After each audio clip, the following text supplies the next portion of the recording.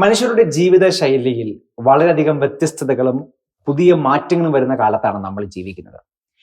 എന്നാൽ കഴിഞ്ഞ കുറേ പതിറ്റാണ്ടുകളായി നൂറ്റാണ്ടുകളായി നമ്മൾ കരുതി പോരുന്ന, നമ്മൾ അനുഷ്ഠിച്ചു പോരുന്ന നമ്മുടെ വിശ്വാസ സംവിധാനങ്ങൾക്ക്, നമ്മുടെ വിശ്വാസ ആചാരങ്ങൾക്ക് നമ്മൾ ഒരു മാറ്റവും വരുത്താതെ വളരെ മനോഹരമായി മുന്നോട്ട് പോവുകയാണ്. എന്നാൽ നമ്മുടെ ജീവിതത്തിന്റെ ഏറ്റവും പ്രധാനപ്പെട്ട രണ്ട് കൂദാശകളാണ് വിശുദ്ധ കുർബാനയും ഒപ്പം യോഗ്യതയുടെ വിശുദ്ധ കുർബാന സ്വീകരിക്കുവാൻ ഒപ്പം നമ്മെ വിശുദ്ധീകരിക്കാൻ പ്രാപ്തരാക്കുന്ന വിശുദ്ധ കുംഭസാരവും എന്ന രണ്ട് കൂദാശകൾ. എന്നാൽ നമ്മുടെ എത്ര ദേവാലയങ്ങളിൽ കുംഭസാരത്തിനും വിശുദ്ധ കുർബാനയ്ക്കുമുള്ള അവസരങ്ങളുണ്ട്. പ്രത്യേകിച്ച് ജീവിത ശൈലിയുമായി ബന്ധപ്പെട്ട് മാറ്റങ്ങൾ വരുമ്പോൾ ജോലി സമയമൊക്കെ ക്രമീകരിച്ച് ഈ വിശുദ്ധ കൂദാശകൾ സ്വീകരിക്കുവാനുള്ള മനസ്സുള്ള മനുഷ്യർക്ക് എത്ര ദേവാലയങ്ങളുടെ വാതിലുകൾ, എത്ര കുംഭസാര കൂടുകൾ തുറന്നിരിപ്പുണ്ട് എന്ന ചോദ്യമാണ് ദ ഫയർ റൂമിൽ നമ്മൾ ഇന്ന് ചോദിക്കുന്നത്. ഈ സാഹചര്യങ്ങൾക്ക്, വ്യത്യസ്തമായ സാഹചര്യങ്ങളോട് അനുസൃതമായി കൂടുതൽ ഇടങ്ങൾ വിശുദ്ധ കുർബാനയ്ക്ക് തുറക്കപ്പെടേണ്ടതല്ലേ? കൂടുതൽ കുംഭസാര കൂടുകൾ നമുക്ക് തുറക്കേണ്ടതല്ലേ? അങ്ങനെ കൂടുതൽ ആധ്യാത്മികതയിൽ ഒരു സമൂഹത്തെ വാർത്തെടുക്കാനുള്ള ഉത്തരവാദിത്തം കൂടുതൽ നിറവേറ്റുവാൻ വൈദികർ മുന്നോട്ട് വരേണ്ടതല്ലേ? ഈ ചോദ്യങ്ങളാണ് ഫയർ റൂമിൽ നമ്മൾ ചോദിക്കുന്നത്. കൂടെയുള്ളത് സാമൂഹ്യ നിരീക്ഷകൻ അഡ്വക്കേറ്റ് ജസ്റ്റിൻ പള്ളിവാതിക്കൽ, ഒപ്പം AKCC global vice president doctor Jose Kutty J Ozhikayil. രണ്ടുപേർക്കും ഒപ്പം പ്രേക്ഷകർക്കും സ്വാഗതം ഫയർ റൂമിലേക്ക്. ജസ്റ്റിൻ പള്ളിവാതിക്കൽ, നമ്മൾ ഈ ചർച്ച നടക്കുന്ന സമയത്ത് വ്യക്തിപരമായ എൻ്റെ ഒരു അനുഭവം ഞാൻ പറയാം. ഞാൻ എറണാകുളത്താണ് ജോലി ചെയ്യുന്നത്. ഇപ്പൊ എറണാകുളത്ത് നമ്മൾ ജോലി സമയം ഒരു നിശ്ചിത സമയത്തിന് ശേഷം നമുക്ക് വൈകുന്നേരം കുർബാനയ്ക്ക് പോകാനുള്ള ആഗ്രഹം ഉണ്ട്. നമുക്ക് വളരെ കുറച്ച് ഇടങ്ങളാണ്, നമുക്ക് 100 കണക്കിന് പള്ളികളുള്ളൊരു സ്ഥലമാണ്. വളരെ കുറച്ച് അവസരങ്ങളുണ്ട് കുർബാനയ്ക്ക്. എറണാകുളത്ത് ആയതുകൊണ്ടാകാം. പക്ഷെ എൻ്റെ നാട്ടിൽ ഞാൻ പോയി കഴിഞ്ഞാൽ എനിക്ക് വൈകിട്ട് ഒരു കുർബാനയ്ക്ക് പോകണമെന്നുണ്ടെങ്കിൽ വളരെ വളരെ വളരെ ചുരുങ്ങിയ സാഹചര്യങ്ങളാണ് എനിക്കുള്ളത്. കുംഭസാരത്തിലേക്ക് വരാം. നമ്മളിപ്പോൾ കുംഭസാരം എന്ന് പറയുമ്പോഴേക്കും നമ്മൾ ടിപ്പിക്കലി എന്താ മനസ്സിലേക്ക് വരുന്നത്? കുംഭസാരം എന്നൊരു സാധാരണ വിശ്വാസിയോട് പറഞ്ഞാൽ അവരെന്തായിരിക്കും മനസ്സിലേക്ക് പെട്ടെന്ന് വരുന്നത്? അവർ ചിന്തിക്കുന്നത് ഏതെങ്കിലും പെരുന്നാൾ, നമ്മുടെ 25 നോയമ്പ്, ക്രിസ്മസ്, ഈസ്റ്റർ, ഇതാണ് നമ്മുടെ ഒരു സാധാരണ വിശ്വാസിയുടെ. നമ്മുടെ ദേവാലയങ്ങൾ അതിനുവേണ്ടി പ്രത്യേകമായി ഒരുങ്ങുകയും ഒത്തിരി കുംഭസാര കൂടുകൾ ഒരുക്കുകയൊക്കെ ചെയ്യും, വൈദികരെയൊക്കെ അതിന് ക്ഷണിക്കുകയൊക്കെ ചെയ്യും. പക്ഷെ എന്റെ സന്ദേഹം, നമ്മൾ ഈ എറണാകുളത്തായിരിക്കുമ്പോൾ പോലും നമുക്ക് ഒരു ഉറപ്പിച്ച് കുംഭസാരം കിട്ടുമെന്ന് ഉറപ്പിച്ച് പറയാൻ പറ്റുന്ന വളരെ കുറച്ചിടങ്ങളിൽ. അതൊന്ന്, ഞാൻ സ്ഥിരമായി പള്ളിയിൽ പോകുന്ന നമ്മുടെ MG റോഡിലുള്ള കണ്ണംകുന്നത്ത് പള്ളിയാണ് ഒരു ദേവാലയം. അവിടുത്തെ വൈദികര് അതൊരു വലിയ മിഷനായിട്ട് ഏറ്റെടുത്ത്.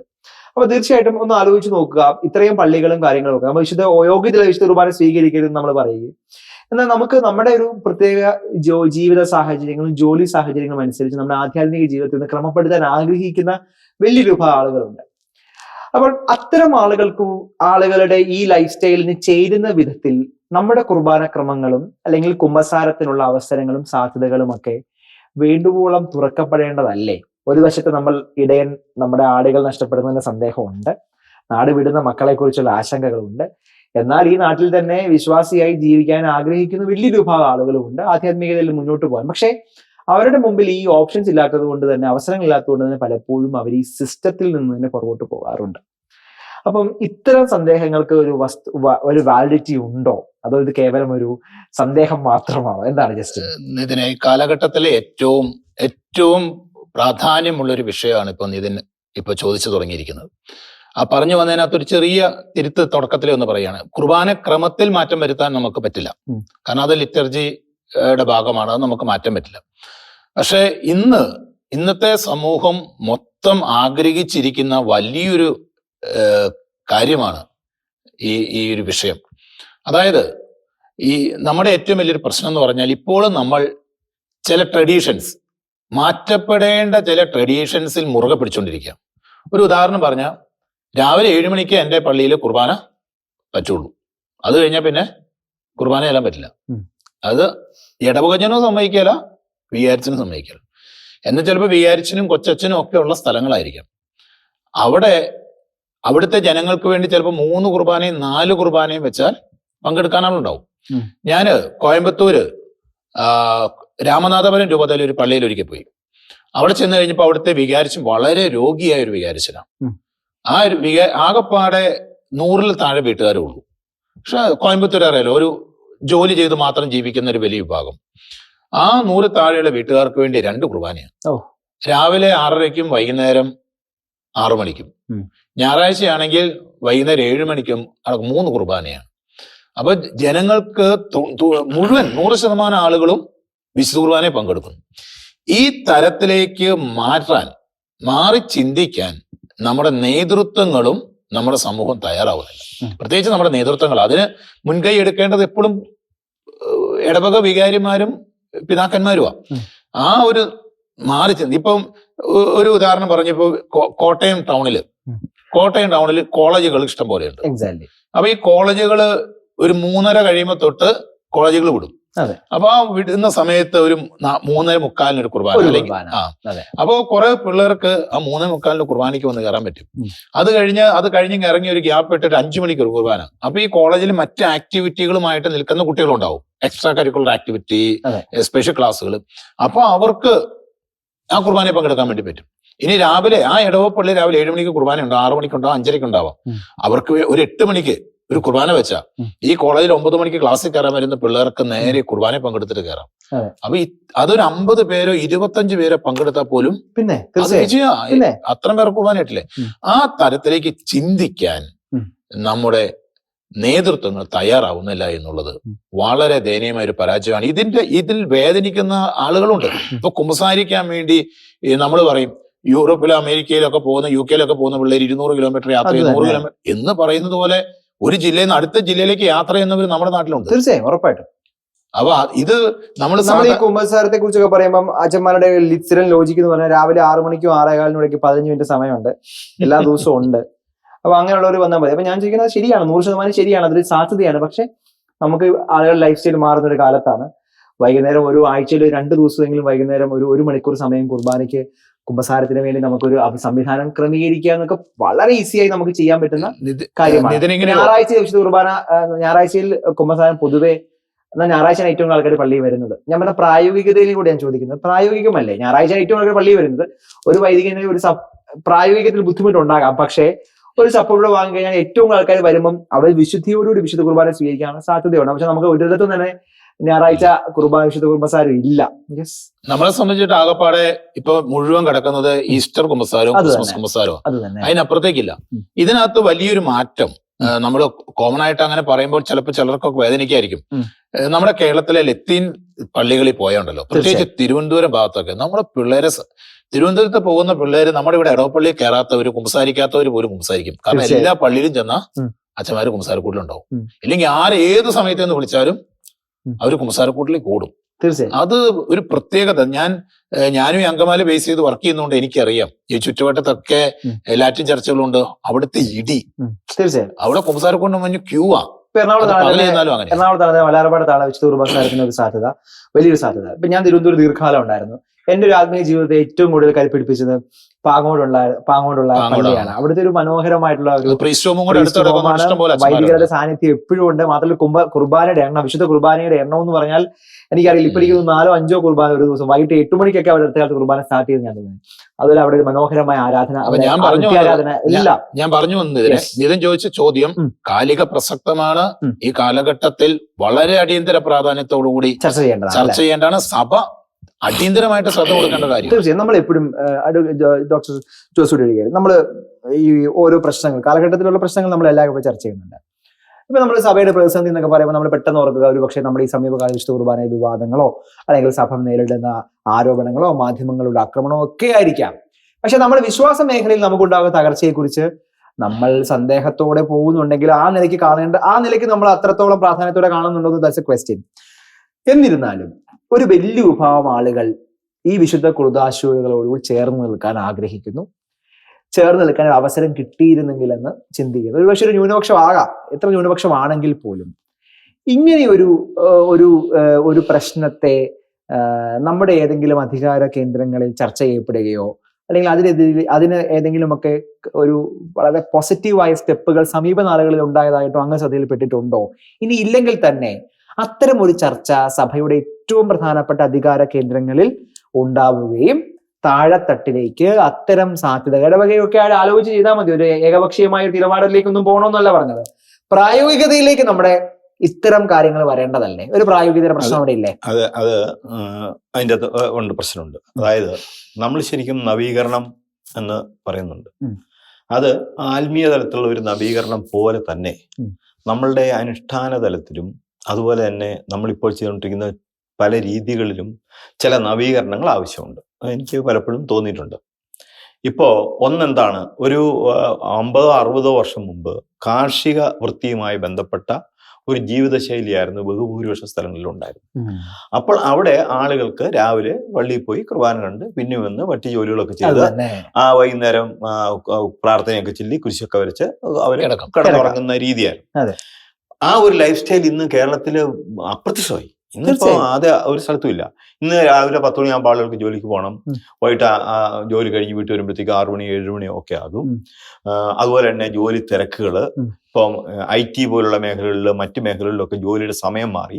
11 മണി മുതൽ വൈകിട്ട് 10 മണി വരെയൊക്കെയുള്ള അങ്ങനെയുള്ള ജോലിയുടെ സമയങ്ങളായി. മാത്രമല്ല ആളുകള് ഉറങ്ങുന്ന സമയം ഒരിക്കലും ഈ ടെക്നോളജി അഡ്വാൻസ്ഡ് ആയതുകൊണ്ട് 12 മണിക്ക് ശേഷം ഒരുങ്ങുന്ന ഒരു സാധാരണ, അപ്പൊ 6 മണിക്ക് എഴുന്നേക്കാൻ പറ്റാത്ത ഒത്തിരി ആളുകളുണ്ട്. നമ്മൾ അതിനെ കുറ്റം പറയുകയൊക്കെ വേണം ചെയ്യാം. പക്ഷെ അതല്ലല്ലോ, ആളുകളുടെ സ്വഭാവ, ആളുകളുടെ ടൈം ഷെഡ്യൂൾ മാറുന്നു. 6 മണിക്ക് എഴുന്നേൽക്കുക ഒരു സാധാരണ ഒരു കുട്ടിയെ സംബന്ധിച്ചോളം അത് വളരെ ക്ലേശകരമായ ഒരു കാര്യമായി, വളരെ വലിയ വിഭാഗം ക്ലേശകരമായ ഒരു കാലമാണ്. അപ്പൊ ഇങ്ങനെയുള്ള ഇത് അപ്പൊ ഒരു പുതിയ ക്രമം വന്നു, നമ്മുടെ പുതിയ ജീവിതക്രമം വന്നു. അപ്പൊ പുതിയ ജീവിതക്രമത്തിനനുസരിച്ച് നമ്മൾ മറ്റു കാര്യങ്ങളിലും മാറ്റം ഉണ്ടായെങ്കിൽ ആ ജീവിതക്രമത്തിലോട്ട് മാറാൻ നിർബന്ധിതരായവർക്ക് നമ്മുടെ ഈ കൂദാശകൾ സ്വീകരിക്കാനും ഖുർആൻ കേൾക്കാനും പറ്റുള്ളൂ. അത് അവരങ്ങനെ പോട്ടെ, നമ്മൾ ഇങ്ങനെയുള്ളതെന്ന് പറഞ്ഞാൽ ഒന്നും ചെയ്യാനില്ല. പക്ഷെ അവരെ കൂടെ പരിഗണിക്കുമ്പോൾ നമ്മൾ ചില മാറ്റങ്ങൾ ഇതിൻ്റെ അകത്ത് കൊണ്ടുവരേണ്ടതുണ്ട്. അതിൽ എനിക്ക് എപ്പോഴും തോന്നിയിട്ടുള്ള ഒരു കാര്യം, ഒന്ന് നമ്മുടെ കുർബാനയുടെ സമയത്തിൽ കുറച്ച് വ്യത്യാസങ്ങൾ വരുത്തി കഴിഞ്ഞാൽ, അതായത് ഇപ്പൊ ഏറ്റവും രാവിലെ കുർബാന കാണാൻ പോകുന്നതാണ് എനിക്ക് ഏറ്റവും സുഖം. അതാണ് ഏറ്റവും നല്ലതായിട്ട് എനിക്ക് അനുഭവപ്പെട്ടിട്ടുള്ളത്. പക്ഷെ പലർക്കും അത് പറ്റില്ല. അപ്പൊ അതിൽ ഒരു മാറ്റത്തിനെ സംബന്ധിച്ചിടത്തോളം ഒരു ആവശ്യകതയുണ്ട്. രണ്ടാമത്, ഈ കുമ്പസാരത്തെ സംബന്ധിച്ചിടത്തോളം കുമ്പസാരിക്കാനുള്ള അവസരങ്ങളും കുമ്പസാരത്തിലേക്ക് നയിക്കുന്ന തരത്തിലുള്ള ആ പ്രേരകമായ ഘടകങ്ങളും കുറച്ചുകൂടെ കൂടേണ്ടതുണ്ട് ആത്മീയ തലത്തിലേക്ക് ആൾക്കാരെ വളർത്തുന്നതിന്റെ ഭാഗമായിട്ട്. അത് നമുക്കറിയാം, നമ്മൾ പ്രാർത്ഥിക്കുക എന്ന് പറയുന്നത് വളരെ പ്രധാനപ്പെട്ട കാര്യമാണ്. പക്ഷേ ഈ പ്രാർത്ഥനയിലൂടെ ശക്തി ആർജിച്ചുകൊണ്ട് കൂടുതൽ ഊർജ്ജസ്വലമായി നമുക്ക് കർമ്മരംഗത്ത് പ്രവർത്തിക്കാൻ കഴിയണം. അങ്ങനെയാണെങ്കിൽ മാത്രമേ ആ പ്രാർത്ഥന ഒരു പ്രൊഡക്റ്റീവ് ആകുന്നുള്ളൂ. അതല്ലെങ്കിൽ ജീവിതം മുഴുവൻ പ്രാർത്ഥനയ്ക്ക് വേണ്ടി മാറ്റി വെക്കുന്നവരെ പോലെ നമ്മൾ മാറുക. പക്ഷെ സാധാരണ ഒരു ജീവിതത്തിനകത്ത് അത് പറ്റില്ല. അപ്പം അങ്ങനെ പ്രാർത്ഥനയിലൂടെ കൂടുതൽ ഊർജ്ജം ഉൾക്കൊണ്ടുകൊണ്ട് നമ്മുടെ പ്രവർത്തന മേഖലയെ കൂടുതൽ സജീവമാക്കാൻ പറ്റത്തക്ക രീതിയിൽ ആ സമയ ക്രമീകരണം കൂടെ വന്നാൽ അത് കുറച്ചുകൂടെ ഗുണകരമാകുമെന്ന കാര്യത്തിൽ തർക്കമില്ല. ഇപ്പൊ കോളേജിലെ സമയത്ത്, ഈ പ്രാർത്ഥനയുടെ സമയത്ത് ഇപ്പം ചെറുതായിട്ട് സൂചിപ്പിച്ചല്ലോ, അതായത് മിക്കവാറും എല്ലാ കോളേജുകളിലും രാവിലെ 9:00 ക്ലാസ് എടുക്കുന്നത്. 8:30 ഒരു കുർബാനയ്ക്ക് അവിടെ വൈദികന്റെ സാന്നിധ്യം ഉണ്ടെങ്കിൽ അങ്ങനെ ഒരു ക്രമം ആഴ്ചയിലെ 2 ദിവസമെങ്കിലും ചെയ്താൽ, എല്ലാ ദിവസമാണെന്ന് ഞാൻ പറയുന്നില്ല, ആഴ്ച 2 ദിവസമെങ്കിലും ചെയ്താൽ അത് കുറെ അധികം ഉപകാരപ്രദമാകും. കോളേജിനകത്തുള്ള ചാപ്പലിൽ തന്നെ കുമ്പസാരിക്കാനുള്ള അവസരം കൊടുക്കുക. അത് ഒന്നെങ്കിൽ അവിടെയുള്ള അച്ഛനാകാം, അല്ലെ പുറത്തുനിന്ന് ഒരു വൈദികൻ അവിടെ വന്നിട്ടാകാം. അപ്പോൾ കുട്ടികളെ അതിലേക്ക് അങ്ങനെ പ്രേരിപ്പിക്കുക. അതുപോലുള്ള ആ ഒരു സംഗതികൾക്ക് കുറച്ചുകൂടെ പ്രാധാന്യമുണ്ട്. അതുപോലെ ഇപ്പൊ ഈ പറഞ്ഞ പോലെ ജോലിക്ക് ശേഷമുള്ള ഒരു പ്രാർത്ഥന, ഇപ്പൊ ഞങ്ങളുടെ മൂവാറ്റുപുഴയിലാണെങ്കിൽ അവിടെ വെള്ളിയാഴ്ചകൾ വൈകുന്നേരം 7 മണിക്ക് കുർബാനയുണ്ട്. നല്ലൊരു ആളുകൾ പങ്കെടുക്കുന്നുണ്ട്. നോക്കുന്നതിൻ്റെ അകത്ത് വരും. കാരണം അതിനെന്ന് വെച്ച് കഴിഞ്ഞാൽ അതൊരു നല്ല സമയമാണ്. ജോലി കഴിഞ്ഞ് വരുന്നവർക്ക്, രാവിലെ കുർബാനയ്ക്ക് വരാൻ പറ്റാത്തവർക്കൊക്കെ പറ്റിയൊരു സമയമാണ്. അപ്പൊ എവിടെയും നമുക്ക് മാറ്റങ്ങളിൽ കൊണ്ടുവന്നെങ്കിലേ മതിയാവുള്ളൂ. അത് കാലത്തിനനുസരിച്ച്, സമയത്തിനനുസരിച്ച്, ആളുകളുടെ ജീവിതശൈലികൾ മാറുന്നതിനനുസരിച്ച് ഉള്ള മാറ്റം. പക്ഷെ നമ്മൾ കുർബാനയ്ക്ക് പറഞ്ഞ പോലെ കുർബാനയൊന്നും മാറ്റണ്ട, അതൊന്നും ചെയ്യേണ്ടതില്ല. ഒന്ന് വരേണ്ടത് ആവശ്യമാണ്. നമ്മുടെ യുവതലമുറയെ കൂടുതൽ ഇതില് പ്രാർത്ഥനയിലും അതുപോലെ നമ്മുടെ കൗദാശിക ജീവിതവുമായി പൊരുത്തപ്പെടുത്തി ചേർത്ത് നിർത്താനായിട്ട് അത് കൂടുതൽ. നമ്മുടെ സ്ഥാപനങ്ങളോട് പറയുമ്പോൾ അന്ന് സ്ഥാപനങ്ങളെ പറ്റി പറഞ്ഞു. ഇന്ന് ഈ സ്ഥാപനങ്ങളുടെ പ്രശ്നം എന്താ? സ്ഥാപനങ്ങൾ മുഴുവൻ മതേതരമായതുകൊണ്ട്, ഇന്ന് കപട മതേതരത്വം ഉള്ളത് കൊണ്ട് നമ്മുടെ സ്ഥാപനങ്ങളിൽ, ക്രൈസ്തവ സ്ഥാപനങ്ങളിൽ നമുക്ക് ന്യൂനപക്ഷ അവകാശമുള്ള, ന്യൂനപക്ഷ പദവിയുള്ള സ്ഥാപനങ്ങളിൽ പോലും, എന്തിന് അണയുടെ സ്ഥാപനങ്ങൾ, ആരുടെ മുമ്പിൽ ഒക്കനിച്ചേക്കേണ്ട ആവശ്യമില്ല. അവരിൽ പോലും അവിടുത്തെ കുട്ടികൾക്ക്, വിശ്വാസികളായ കുട്ടികൾക്ക് മാസത്തിലൊരു കുർബാനയോ ആഴ്ചയിലൊരു കുർബാനയോ കൊടുക്കാൻ നമുക്ക് പേടിയാ. ഞാൻ ഈ അടുത്ത കാലത്ത് ഒരു നേഴ്സിംഗ് സ്കൂളിൽ പോയി. അവിടെ ധ്യാനം നടത്താൻ പേടിയാ. പിന്നെ പാരമ്പര്യമായിട്ട് ഇങ്ങനെ എല്ലാ വർഷവും ഒരു ധ്യാനം ഉണ്ടെന്ന് പറഞ്ഞതിന്റെ പേരിൽ പുതിയ പ്രിൻസിപ്പാൾ സമ്മതിക്കുക. കാരണം പുള്ളിക്കാരത്തേക്ക് പേടിയാ. അപ്പൊ ഇത്തരത്തിൽ നമ്മുടെ സ്ഥാപനങ്ങളിൽ വരുന്നവർക്ക് ഇപ്പം ഒരു 1500 2000 പിള്ളേർ പഠിക്കുന്ന 1000 പിള്ളേർ പഠിക്കുന്ന സ്കൂളിൽ ഏറ്റവും മിനിമം ഒരു 500 പേരെങ്കിലും ക്രിസ്ത്യൻസ് ഉണ്ടാവും. അതിലൊരു 400 പേരെങ്കിലും കത്തോലിക്കരുണ്ടാവും. ഈ 400 പിള്ളേർക്ക് ദിവസം ഒരു കുർബാന കൊടുക്കാൻ പറ്റുന്നതിനപ്പുറത്തേക്ക് എന്താ ചെയ്യാൻ ആത്മാക്കളെ നേടാൻ പറ്റാൻ ഒരു സ്കൂളിനോ ഒരു കോളേജിനോ എനിക്കൊന്ന് മറ്റെന്താണ് വേണ്ടത്? പേടി പ്രശ്നമുണ്ടല്ലോ, അത് അതിൽ മാത്രമല്ല, അത് നമ്മുടെ സ്ഥാപനങ്ങളുടെ ഹെഡ് ആയിട്ടുള്ള ആളുകൾക്ക് ഗവൺമെന്റുമായി ബന്ധപ്പെടുന്ന എല്ലാ കാര്യത്തിലും ഈ പേടിയുണ്ട്. എനിക്ക് നേരിട്ട് നമ്മുടെ പ്രത്യേകിച്ച് നമ്മുടെ സ്കൂളുകളുമായി ബന്ധപ്പെട്ട് മേലധികാരികൾ എന്തെങ്കിലും പറഞ്ഞു കഴിഞ്ഞാൽ ഇവരെ അനുസരിക്കാനായിട്ട് 10 വട്ടം തയ്യാറാണ്. കാരണം അതിനെ ഒന്നും അതിന്റെ ആവശ്യകതയോ യുക്തിയോ അതല്ലെങ്കിൽ അതിന്റെ അസാംഗത്യമോ അതെ അതിന്റെ അകത്തൊരു പ്രധാന കാരണം എന്നാന്നറിയോ? ഇപ്പൊ പറഞ്ഞ വാക്കാണ്. അതായത് ന്യൂനപക്ഷം എന്ന നിലയ്ക്ക് ഭരണഘടനാപരമായ നമുക്ക് എന്തെല്ലാം അവകാശങ്ങളുണ്ട്, നിയമങ്ങൾ ഏതൊക്കെയാണ് നമുക്ക് അനുകൂലമായിട്ടുള്ളത്, ഏതൊക്കെ നിയമങ്ങളാണ് ഏതൊക്കെ കാര്യങ്ങളുള്ളത് എന്നതിനെ സംബന്ധിച്ചുള്ള വ്യക്തമായ ഒരു ഗ്രാഹ്യം ഒരു ബോധമില്ല, നമുക്കില്ല. വാസ്തവത്തിൽ നമ്മുടെ സ്ഥാപനങ്ങളെ നയിക്കാനായിട്ട് ആരെയെങ്കിലും നമ്മൾ ചുമതലപ്പെടുത്തുമ്പോൾ അവരെ ആദ്യം പഠിപ്പിക്കേണ്ടത് ഇതുമായി ബന്ധപ്പെട്ട ന്യൂനപക്ഷ അവകാശം എന്ന നിലയ്ക്ക്, ഭരണഘടന നൽകുന്ന അവകാശം എന്നുള്ള നിലയ്ക്ക് നമുക്ക് എന്തെല്ലാം ഉണ്ടെന്ന് അത് അറിഞ്ഞെങ്കിൽ മാത്രമേ അവർക്ക് ധൈര്യമായിട്ട് ഇത് പറയാൻ പറ്റുള്ളൂ. അത് സമ്മതിക്കില്ല, ഇത് സമ്മതിക്കില്ല, അത് പറയാനായിട്ട് പറ്റുള്ളൂ. ഇതിലൊരു പ്രായോഗിക പ്രശ്നം ഉണ്ടോ? കാരണം ഇപ്പൊ ഒരു സ്കൂൾ, ഒരു കോളേജ് മാനേജർ വൈദികനായിരിക്കാം, അദ്ദേഹത്തിന് ആ സമയത്ത് കുർബാന ചൊല്ലാനുള്ള സാഹചര്യം ഇല്ലാത്ത സാഹചര്യം ഒക്കെയാണെന്നാണ് പൊതുവെ ഞാൻ ഈ പല അധ്യാപകരോട് സംസാരിക്കുമ്പോൾ പറയുന്ന കാര്യം. അവർക്ക് സമയമില്ല, 100 കണക്കിന് കാര്യങ്ങളുണ്ടെന്നൊക്കെയാണ് പറയുന്നത്. ഇങ്ങനെ കുർബാന ഒരുക്കാനുള്ള ടൈമോ അതിന് എല്ലാ ദിവസവും കൃത്യസമയത്ത് ചെയ്യാനോ പറ്റാത്ത സാഹചര്യം, ഇതൊക്കെയാണ് പൊതുവെ കേൾക്കുന്നത്. കുമ്പസാരം ആണെങ്കിലും അതിന് റിസോഴ്സ് ഇല്ല, ഹ്യൂമൻ റിസോഴ്സിന്റെ കുറവുണ്ടെന്നൊക്കെ നമ്മൾ യൂറോപ്പിലുള്ള പള്ളികളിൽ എന്ന നിലയിലാണ് ചില വൈദികര് നമ്മുടെ ഈ വിഷയത്തെ കുറിച്ച് സംസാരിക്കുമ്പോൾ പറയുന്നത് നമ്മൾക്ക് ആളില്ലാത്ത ഒരു വലിയ നാട്ടിലാണെന്ന് ജീവിക്കുന്നത് പറയുന്നത്. അപ്പൊ ഇത്തരം പ്രായോഗികതകൾ, സാഹിത്യങ്ങളെ കുറിച്ചുള്ള ചർച്ചകൾ അല്ലെങ്കിൽ ഇത്തരം എക്സ്ക്യൂസുകളൊക്കെ നമുക്ക് എത്രത്തോളം പറയാൻ പറ്റും? അല്ലെങ്കിൽ ഇത് അവരുടെ ഭാഗത്തു നിന്ന് ഒരു ശരി ഉണ്ടെന്ന് നമ്മൾ കാണേണ്ടതുണ്ടോ? ഇതിൽ എക്സ്ക്യൂസ് വേണോ? വിശ്വാസ ഈ കാര്യത്തിൽ സഭയുടെ മേലധ്യക്ഷന്മാര് കാണിക്കുന്ന ഈ കൊടുക്കുന്ന ഒഴിവ് കഴിവും കൊടുക്കുന്ന എക്സ്ക്യൂസുമാണ് ഇതിന് ഇത്രയും വഷളാക്കിയിരിക്കുന്നത്. ഒരു പള്ളി പണിയുടെ കാര്യത്തിൽ ഒഴിവുണ്ടോ? ഒരച്ഛൻ ഒരു സ്കൂളിന്റെ മാനേജരോ ഒരു സ്ഥാപനത്തിന്റെ ഡയറക്ടറോ ആയിരിക്കുമ്പോൾ അദ്ദേഹത്തിന്റെ ഒരു ഇടവകയിൽ ഒരു പള്ളി പണിയുമ്പോൾ അദ്ദേഹത്തിന് ആ പള്ളി പണിയിൽ ഒരു കുറവില്ല, ഭംഗിയായിട്ട് പോകുന്നുണ്ട്. പക്ഷെ ഒരു പുരോഹിതൻ ചെയ്യേണ്ട ഏറ്റവും പ്രധാനപ്പെട്ട 2 ശുശ്രൂഷകൾ, ഒന്ന് വിശുദ്ധ ബലിയർപ്പണവും, 2 വിശുദ്ധ കുമ്പസാരമാണ്. വിശുദ്ധ കുമ്പസാരത്തെ പറ്റിയിട്ട് സഭയുടെ കാനം തന്നെ പഠിപ്പിക്കുന്ന എന്താ? ഏത് സമയത്തും 24/7 ഏത് സമയത്തും ഒരു പാപിക്ക് ആശ്രയിക്കാൻ പറ്റണം ഒരു പുരോഹിതന്. അദ്ദേഹത്തിന് നിഷേധിക്കാൻ അവകാശമില്ല. അദ്ദേഹത്തിന് നിഷേധിക്കാൻ അവകാശമില്ല. അങ്ങനെ നിഷേധിക്കുന്ന ആളെ പൗരോഹിത്യത്തിൽ നിന്ന് പോലും വിലക്കാൻ അവർക്ക് പറ്റും. അദ്ദേഹത്തിന്റെ അധികാരിക്ക് പറ്റും, ബിഷപ്പിന് പറ്റും. അത്രയും കർക്കശമായിട്ടാണ് സഭ നമ്മുടെ നിയമങ്ങള് ഈ കുമ്പസാരത്തെ കാണുന്നത്. അതുപോലെ തന്നെ വിശുദ്ധ കുർബാന, ഇപ്പം ചില സ്ഥാപനങ്ങളിൽ 6-7 അച്ഛന്മാരുണ്ട്, ഡയറക്ടർ തൊട്ട് അധ്യാപകർ ഉൾപ്പെടെ 6-7 പേരുണ്ട്. ഇതിൽ 90% പേരും പേഴ്സണൽ കുർബാനയാണ്.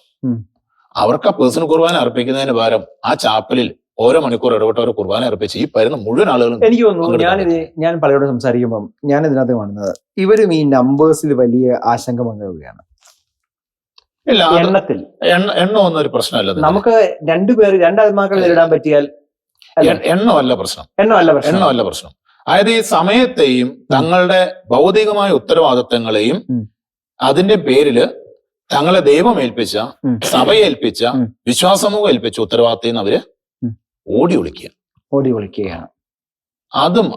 അത് ബോധപൂർവം മാറ്റിയെടുക്കാൻ പറ്റിയാലേ ഉള്ളൂ ഈ കാര്യത്തിൽ ഒരു സൊല്യൂഷൻ പിതാക്കന്മാർക്ക് പോലും ചെയ്തെടുക്കാൻ പറ്റുള്ളൂ. ഈ കാര്യത്തിൽ പിതാക്കന്മാര് നിസ്സഹായരാ. കാരണം അവർക്ക് എല്ലായിടത്തും ഓടിപ്പോയി വിലയിരുപ്പിക്കാൻ വേണ്ടി പറ്റില്ല. ഇത് കൊടുക്കണം എന്നുള്ളവർക്ക് കൊടുക്കാൻ വേണ്ടി പറ്റും. കൊടുക്കണമെന്ന് ഇപ്പൊ പറഞ്ഞില്ല, നമ്മൾ തിരുവനന്തപുരം ഭാഗത്തോ അല്ലെങ്കിൽ എറണാകുളം സിറ്റിയിലോ ചില പള്ളികളിൽ, ചില ലാറ്റിൻ പള്ളികളിലൊക്കെ ചെന്ന് എത്ര കുർബാനയെന്നറിയോ? 3-4 കുർബാന കഴിഞ്ഞിട്ട് അച്ഛന്മാരുടെ അടുത്ത് വിശുദ്ധ കുർബാന കൂടാൻ വേണ്ടി വൈകുന്നേരം നമുക്ക് ഒരു ആരാധനയുടെ ഒരു ഇതിൽ ഒരു പുതിയ വർഷത്തെ സ്വീകരിക്കാനുള്ള ആഗ്രഹം കൊണ്ട് നമ്മുടെ നാട്ടില് ഞാൻ കുറെ ദേവാലയങ്ങളിൽ അന്വേഷിച്ചു, അവിടെ ഒന്നും കുർബാനയില്ല.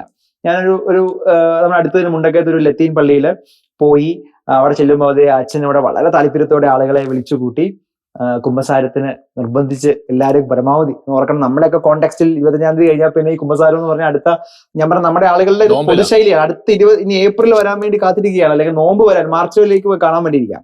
അപ്പൊ ആ സമയത്ത് എനിക്ക് ഭയങ്കര സന്തോഷമായി. ഈ ഒരു വർഷം എൻഡ് ചെയ്തപ്പോൾ നമുക്കൊരു കുമ്പസാരം കിട്ടി, വിശുദ്ധ കുർബാന കിട്ടുന്നു, അതിനുശേഷം ആരാധന, അതിനുശേഷം പുതുവത്സര കുർബാന. അപ്പൊ ആ അച്ഛൻ മൈക്കിൽ അനൗൺസ് ചെയ്യുന്നത് കണ്ടു, ഈ ശനിയാഴ്ച അവിടെ വിമല ഹൃദയ പ്രതിഷ്ഠ എടുക്കുന്നവര് നിങ്ങൾക്ക് പ്രത്യേകം കുമ്പസാരിക്കേണ്ട ആവശ്യമുണ്ടെന്ന് എനിക്കറിയാം, അതുകൊണ്ട് നിങ്ങൾ വിമല ഹൃദയ പ്രതിഷ്ഠ ഉള്ളവർക്ക് വേണ്ടി പ്രത്യേക കുമ്പസാരം. വിമല ഹൃദയ പ്രതിഷ്ഠ എത്രത്തോളം നമ്മുടെ ആളുകളുണ്ടെന്ന് എനിക്കറിയാം, വളരെ കുറച്ച് ആളുകളായിരിക്കും പൊതുവെ ചെയ്യാം. പക്ഷെ അതിന് വരെ ഒരു സ്ലോട്ട് ഇടുക. ഞാൻ പറയുന്നത് ഒരു പക്ഷെ ഒരു വിശ്വാസിക്ക് നമ്മുടെ ലോജിക്ക് വെച്ച് ആർക്ക് എപ്പോഴും കിട്ടുമായിരിക്കാം, പക്ഷെ ഇതൊരു വെൽക്കമിങ് ആണ്. എനിക്ക് തോന്നുന്നു ആ വാക്കൊരു വെൽക്കമിങ് വാക്കാണ്. അതൊരു വലിയൊരു ആശ്വാസത്തിന്റെ കാര്യമുണ്ട്. ഈ ഒരു കുമ്പസാരം ഞാൻ നിങ്ങൾക്ക് വളരെ സ്നേഹത്തോടെ നിങ്ങളുടെ മുമ്പിൽ നീട്ടുന്നു എന്നൊരു വൈദികൻ പറയുമ്പോൾ എനിക്ക് അതിനെ സംബന്ധിച്ചുള്ള ഭയങ്കര ഒരു ടച്ച് ആയിട്ട് തോന്നി, ഒരു ഡിവൈൻ ടച്ച് ആയിട്ട് തോന്നി. കാരണം ഒരു ഒറ്റ വാക്കിൽ അത് അവസാനിപ്പിക്കാം.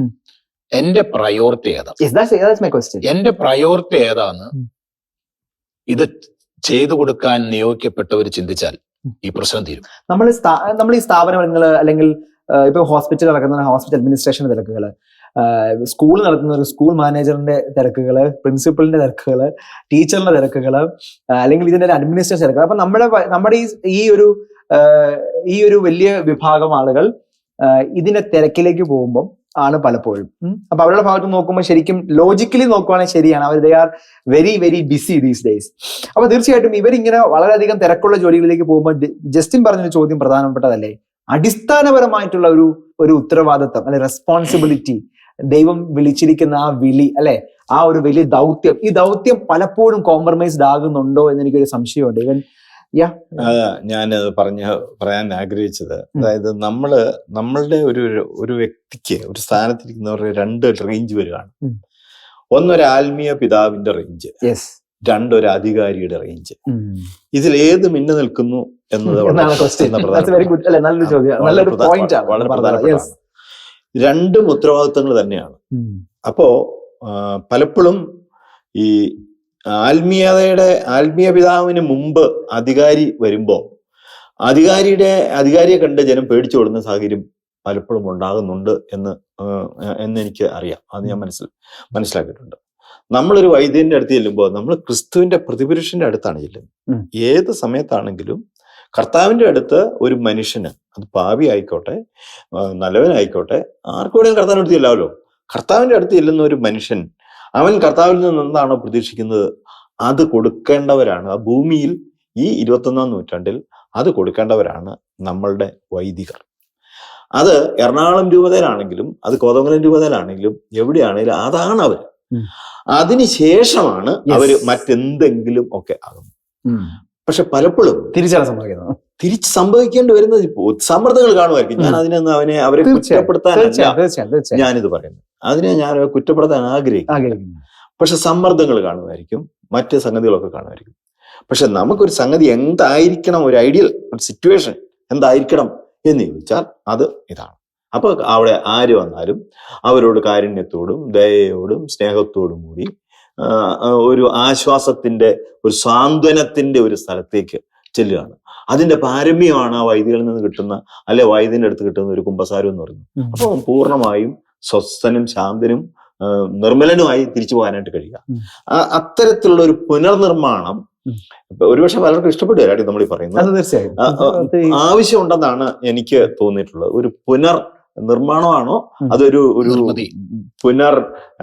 എന്താണ് മറ്റൊരു മാറിയുള്ള ഒരു നടപ്പാണോ എന്താണോ വേണ്ടത്? അത് ചെറിയൊരു മാറ്റത്തിലൂടെ ഒരു നടപ്പാണോ എന്താണ് അതിനെ നമുക്ക് പ്രായോഗികത എന്ന് വിളിക്കാൻ പറ്റുമോ? ഈ ഇപ്പൊ ജോസഫ് സാർ പറഞ്ഞ ഈ സംഭവം ഇല്ലാത്തത് കൊണ്ടാണ് നമ്മുടെ വിശ്വാസികൾ മുഴുവൻ ധ്യാന കേന്ദ്രങ്ങളിലേക്ക് ഓടുന്നത്. നമ്മുടെ തീർത്ഥാടന കേന്ദ്രം ഒരു വിശ്വാസിയെ സംബന്ധിച്ച് അവരുടെ ഏറ്റവും വലിയ തീർത്ഥാടന കേന്ദ്രം അവരുടെ ഇടവപ്പള്ളിയാണ്.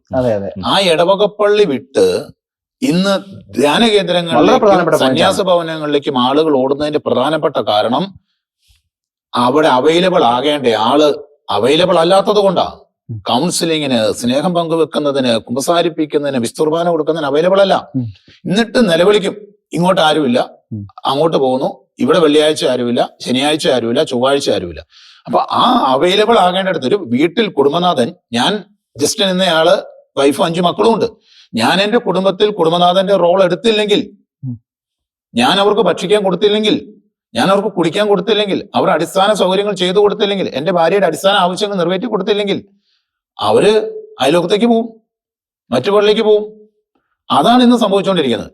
അപ്പം ഇതിൽ ബോധമുള്ളവരും അല്പം ദൈവകൃപയുള്ളവരും എങ്ങോട്ട് പോകും? ധ്യാനകേന്ദ്രങ്ങളിലേക്ക് പോകും. അല്ലാത്ത യുവജനങ്ങൾ ആണ് മദ്യത്തിന്റെയും ലഹരിയുടെയും സെക്സിന്റെയും ഡ്രഗിന്റെയും ഒക്കെ പുറകെ, മറ്റു പ്രത്യയശാസ്ത്രങ്ങളുടെ ഒക്കെ പുറകെ പോകുന്നത് ഇതിലും സുഖം തേടിയിട്ട്. ഇപ്പൊ അഡ്വക്കേറ്റ് ജസ്റ്റിൻ പറഞ്ഞപ്പോ ഞാൻ ഓർക്കുകയായിരുന്നു, നമ്മുടെ LP സ്കൂളിൽ തൊട്ട് തന്നെ 4ാം ക്ലാസ് തൊട്ട് തന്നെ +2 വരെ കുട്ടി എല്ലാ ദിവസവും വിശുദ്ധ കുർബാനയിൽ പോകാനുള്ള ഒരു അന്തരീക്ഷം. ആദ്യത്തെ കുറെ ദിവസങ്ങളൊക്കെ നിർബന്ധിച്ചായിരിക്കും പോകുന്നത്. പക്ഷെ അതിനെ മെന്റർ ചെയ്യാൻ നമ്മുടെ സന്യാസ സിസ്റ്റേഴ്സിന്റെ നേതൃത്വത്തിലോ അല്ലെങ്കിൽ അച്ഛന്മാരുടെ നേതൃത്വത്തിലോ ഒരു ചെറിയൊരു ഫോഴ്സിനെ കൂടെ നമ്മുടെ ഇന്റേണലി നമ്മുടെ സ്ഥാപനങ്ങൾ നിയമിക്കുകയും കൂടെ ചെയ്താൽ, നിർബന്ധിക്കണമെന്ന് ഞാൻ പറയില്ല, പക്ഷേ ഒന്ന് മോട്ടിവേറ്റ് ചെയ്ത് ഡേ ബൈ ഡേ ചെയ്താൽ ഒന്ന് ആലോചിച്ച് വയ്ക്കുക. 4ാം ക്ലാസ് തൊട്ട് +2 വരെ പോകുന്ന കുട്ടി എത്രയാന്ന് പറഞ്ഞാൽ അവൻ പോകുന്ന ആത്മീയത എന്ന് പറഞ്ഞാൽ നമുക്ക് ആ മക്കളെ അല്ലേ, ആത്മാക്കളെ നമുക്ക് അതുണ്ടല്ലോ. നമ്മുടെ ധാരാളം സ്കൂളുകൾ, നമുക്ക് ആ കാർഡടച്ച് ആരെയും ആക്ഷേപിക്കാൻ പറ്റില്ല, ധാരാളം സ്കൂളുകളുണ്ട്. പക്ഷേ നമ്മുടെ ചില കഠിനമായ ഫരിസേയ മനോഭാവം ഉണ്ടല്ലോ, നമ്മുടെ ചില നിയമങ്ങൾ, ചിലരുടെ കാർക്കശ്യ നിയമക്കാരാ. അത് അച്ഛന്മാരാണേലും ചില പ്രിൻസിപ്പൽമാരാണല്ലോ ഒക്കെ. ഇപ്പൊ ഞാനൊരു ഉദാഹരണം പറയാം. ഒരു പയ്യൻ, ഒരു വിദ്യാർത്ഥി +2 കാറ്റഗിസം പഠിക്കുന്ന ഒരു വിദ്യാർത്ഥി 1ാം ക്ലാസ് മുതൽ +2 ഈ കഴിഞ്ഞ 2 ഞായറാഴ്ച മുമ്പ് വരെയുള്ള ഞായറാഴ്ച വരെ ഒരു കാറ്റഗിസം ആ വിദ്യാർത്ഥി ചിക്കൻ ബോക്സ് പിടിച്ച് കിടക്കുമ്പോൾ അവനെ പോയി ഇരുന്നിട്ടുണ്ട് ക്ലാസ്സിൽ. കാലൊടിഞ്ഞപ്പോ വീട്ടുകാർ കൊണ്ട് കയറ്റി എത്തിയിട്ടുണ്ട് വാശി പിടിച്ചിട്ട്. ആ പയ്യൻ അവനൊരു CB സ്കൂളാണ് പഠിക്കണേ. അപ്പൊ അവരുടെ സഹോദയ കോമ്പറ്റീഷനുമായിട്ട് ബന്ധപ്പെട്ട് അവൻ ഫുട്ബോൾ ടീമിലുണ്ട്, സ്കൂൾ ടീമിൽ. ഒരു ഞായറാഴ്ചയാണ് മാച്ച് വന്നിരിക്കുന്നത്. ഇടവക പള്ളിയിലെ കുർബാന 10 മണിക്കാണ്, 9 മണിക്കാണ്. അത് 10:15 കുർബാന തീരും. 10:30 കാറ്റഗിസം തുടങ്ങും. ഇവരുടെ മാച്ച് 11 മണിക്കാണ്. അപ്പൊ ഈ പയ്യൻ ചെന്ന് അവന്റെ അമ്മയോ ചേട്ടനോ ആരൊക്കെയോ ഉണ്ട്, അവര് ചെന്ന് വികാരിച്ചനോട്, കൊച്ചച്ഛനും ഉണ്ട്, കൊച്ചച്ഛനാണ് ഈ 12ാം ക്ലാസ് തന്നെ കാറ്റഗിസം പഠിപ്പിക്കുന്നത്.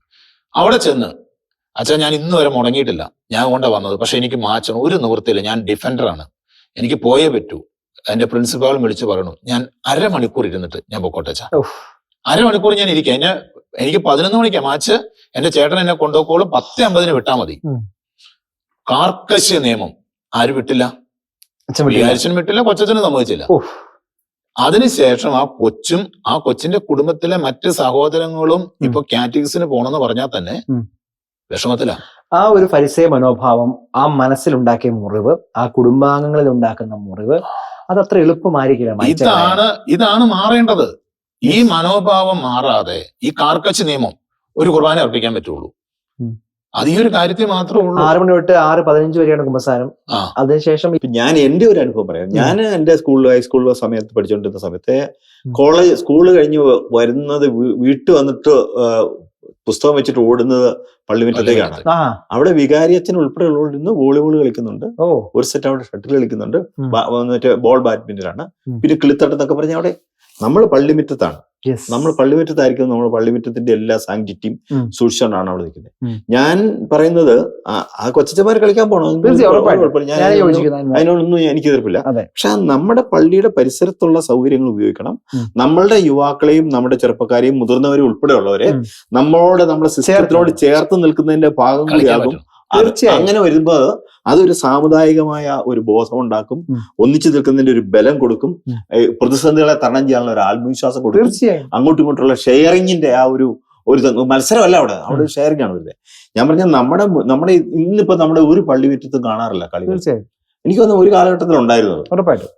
നമ്മുടെ പള്ളിമുറ്റം എന്ന് പറയുന്നത് നമ്മുടെ ഇടവക ജനങ്ങൾക്ക് വിശ്രമിക്കണമെങ്കിൽ വിശ്രമിക്കാൻ, വിനോദം വേണമെങ്കിൽ വിനോദിക്കാൻ, കൂട്ടുകൂടണമെങ്കിൽ കൂട്ടുകൂടാൻ, വർത്താനം പറയണമെങ്കിൽ വർത്താനം പറയാൻ, ആശയവിനിമയത്തിന് ഒക്കെ ഉള്ള ഒരു പൊതുവിടവായിട്ട് നമ്മുടെ ആളുകൾക്ക് അത് മാറണം. അപ്പൊ നമ്മുടേതെന്നൊരു തോന്നലുണ്ടാവും. ആ സമയത്ത് നമ്മൾ ഇടവെന്നൊക്കെ പറയുന്നത് കളിക്ക് തൊട്ട് മുമ്പ് ഒരു കുർബാനയും കൂടെ വെച്ച് കുർബാന അർപ്പിച്ച് തൊട്ട് മുമ്പ് അറ്റ്ലീസ്റ്റ് നമ്മുടെ നാട്ടിലൊക്കെ പള്ളിയിൽ ഓർക്കുന്നുണ്ട്. അതിനുശേഷം ജപമാല അച്ഛൻ നിർബന്ധിച്ച് എല്ലാരെയും കൊണ്ട് ചൊല്ലിക്കാൻ കളിക്കാൻ എന്നുള്ള പേരിലാണെങ്കിൽ പോലും ഒരു വലിയ വിഭാഗം ആൾക്കാർ നിർബന്ധമായ പ്രാർത്ഥനയിലായിരുന്നാണ് അതിന്റെ പ്രോസസ്സിന്റെ ഭാഗമാകുന്നത്. ഞാൻ പറഞ്ഞത് അത് കഴിഞ്ഞ് കഴിയുമ്പോ കൊന്ത അച്ഛൻ കുടുംബനാഥന്മാരുടെ വീട്ടിൽ പോയി കൊന്തയെല്ലാം പറയും, പിള്ളേർ ഇവിടെ കുടിക്കോട്ടെ എന്ന് പറയും. അങ്ങനെയൊക്കെ പറയാൻ ഭയങ്കര രസമുള്ള. എനിക്ക് പരിചയമുള്ള ഒരു ഇടവകയില് 1500-ലധികം വീട്ടുകാരുണ്ട്. രാവിലെ 7 മണിക്കൂർ കുർബാനേ ഉള്ളൂ. 3 അച്ഛന്മാരുണ്ട്. അവിടുത്തെ ഒരു ചേട്ടൻ അല്പം കരിസ്മാറ്റിക് ആയിട്ടുള്ളൊരു, നമുക്ക് വേണേ നാടൻ ഭാഷയിൽ നമ്മൾ പറഞ്ഞ ഭ്രാന്തൻ എന്നൊക്കെ പറയാത്ത രീതിയിൽ വിശ്വാസത്തോട് അത്ര തീവ്രതയുള്ള ഒരു ചേട്ടൻ ചെന്ന് ബഹളം ഉണ്ടാക്കും. വൈകുന്നേരം ഒരു കുർബാന പങ്കെടുക്കുന്നവര് പങ്കെടുക്കട്ടെ. പിന്നെ ഞങ്ങളൊന്ന് രാവിലെ രോഗമായിട്ടൊന്ന് ഉറങ്ങിപ്പോയി, ക്ഷീണമായിട്ട് ഉറങ്ങിപ്പോയി, ഞങ്ങൾക്ക് നിവൃത്തിയില്ലല്ലോ. തീർച്ചയായും എനിക്ക് നിരന്തരമായിട്ട് അതുകൊണ്ട് കുർബാനയ്ക്ക് വേണ്ടി വഴക്കുണ്ടാക്കുന്നവരുണ്ട്. പക്ഷെ ചില സ്ഥാപനങ്ങൾ, ഇപ്പൊ ഞാൻ പാലക്കാടുകാരനാണ്, എന്റെ മക്കൾ പഠിക്കുന്ന സ്ഥാപനത്തിലൊക്കെ എല്ലാ മാസവും അത് 1500 പിള്ളേർ പഠിക്കുന്നവർക്ക് ആകെപ്പാടെ 100 ക്രിസ്ത്യൻസ് ഉള്ളൂ. പക്ഷെ നിർബന്ധമാണ് കുർബാന, സാധിക്കുന്ന എല്ലാവരും പങ്കെടുക്കണം. അത് നോമ്പ് കാലഘട്ടത്തിലാണ് എല്ലാ വെള്ളിയാഴ്ചയും കുരിശിന്റെ വഴി അതൊക്കെ കൃത്യമായിട്ട് അതൊക്കെ ചെയ്യുന്നവരുണ്ട്. ഇത് അധികാരികളെ, മുമ്പ് സാറ് പറഞ്ഞത്, അധികാരികളെ, നേതൃത്വത്തെ, സ്ഥാപനങ്ങളുടെ നടത്തിപ്പുകാരെ, അവരുടെ പ്രയോറിറ്റി ആണ് അവരെ കൊണ്ട് ഇതൊക്കെ ചെയ്യിപ്പിക്കുന്നത്. അവര് പ്രയോറിറ്റി കൊടുക്കുന്ന ഏതിനാണോ അതനുസരിച്ചിരിക്കും അവിടുത്തെ മക്കളുടെ ആത്മീയ വളർച്ച. അത് ഇടവകയാണേലും സ്ഥാപനമാണേലും. തീർച്ചയായും നമ്മുടെ പ്രയോറിറ്റി എന്താണ് എന്ന ചോദ്യത്തിൽ നിന്നാണ് നമ്മൾ ഈ ചർച്ച തുടങ്ങിയത്. തീർച്ചയായിട്ടും നമ്മൾ കാലാകാലങ്ങളിലായി നമ്മൾ നിശ്ചയിച്ച ചില സമയക്രമങ്ങൾ, നമ്മൾ നിശ്ചയിച്ചിരിക്കുന്ന ചില നിഷ്ഠകൾക്ക് അപ്പുറത്ത് കാലത്തിന്റെ മാറ്റങ്ങൾക്ക് അനുസരിച്ച്, ആളുകളുടെ ജോലിയിലും ജീവിതശൈലിയിലും വന്ന മാറ്റങ്ങൾക്കനുസരിച്ച് കൂടുതൽ ദൈവമക്കളെ കർത്താവിലേക്ക് അടുപ്പിക്കാനുള്ള എല്ലാ വഴികളും തിരയാനുള്ള ഒരു മുന്നേറ്റം, ഒരു നവീകരണ മനോഭാവം ഈ പുതുവർഷത്തിൽ നമ്മുടെ അധികാരികൾക്ക്, വൈദികർക്ക്, അഭിമന്യ പിതാക്കന്മാരുടെ ഒക്കെ ഭാഗത്തു നിന്ന് ഉണ്ടാകണം എന്നാണ് ദ ഫയർ റൂം ആഗ്രഹിക്കുന്നത്. തീർച്ചയായിട്ടും ഒരു നിശ്ചിത സമയങ്ങളുടെയും കർക്കശ്യങ്ങളുടെയും ഒക്കെ ആ ഒരു ബൗണ്ടറികൾക്ക്, മതിലുകൾക്ക് അപ്പുറത്ത് കൂടുതൽ വിശാലമായ, കൂടുതൽ വെൽക്കമിങ് ആയിട്ടുള്ള ഇടങ്ങളായി നമ്മുടെ ദേവാലയങ്ങളുടെ കൂടുതൽ വാതിലുകൾ എല്ലായ്പ്പോഴും തുറന്നിടുവാൻ, ആ ദേവാലയങ്ങളിലെ വിശുദ്ധ ദിവ്യകാരുണ്യത്തിന് മുമ്പിൽ ആളുകൾക്ക് എപ്പോഴും വന്ന് പ്രാർത്ഥിച്ച് ആ ദൈവകൃപയിലായിരുന്നു മുന്നോട്ട് പോകാൻ, ഒപ്പം നമ്മുടെ ഈ പാപാവസ്ഥയെല്ലാം മാറ്റിയെടുത്തുകൊണ്ട് ഒരു ഫ്രഷായി നമുക്ക് മുന്നോട്ട് വരാൻ വിശുദ്ധ കുമ്പസാരത്തിന്റെ അവസരങ്ങൾക്ക് വേണ്ടിയുള്ള കുമ്പസാര കൂടുകൾ തുറന്നിട്ട്, അങ്ങനെ കൂടുതൽ മക്കൾക്ക് ആ മക്കളുടെയൊക്കെ സാഹചര്യങ്ങളും സാധ്യതകളും മനസ്സിലാക്കി കൂടുതൽ ആളുകൾക്ക് നന്മ കിട്ടുന്ന രീതിയിൽ ഇത്തരം സമയക്രമങ്ങളെയും കാലാകാലങ്ങളായി നമ്മൾ അനുഷ്ഠിച്ചു പോകുന്ന രീതികളെയും ഒക്കെ ഒന്ന് മാറ്റിയാൽ ഒരുപക്ഷെ സ്വർഗത്തിൽ കൂടുതൽ ദൈവമക്കളെ നേരിടുവാൻ, കൂടുതൽ ദൈവമക്കളെ ഈശോയോട് ചേർത്ത് നിർത്തുവാൻ നമ്മുടെ ഇടയന്മാർക്ക് സാധിക്കും. ആ സാധ്യതകൾ ഉടനെ അതിനുള്ള വഴികൾ തെളിയട്ടെ. ഫയർ റൂം അവസാനിക്കുന്നു. അതിഥികൾക്ക് ഒപ്പം പ്രിയപ്പെട്ട പ്രേക്ഷകർക്ക് നന്ദി, നമസ്കാരം.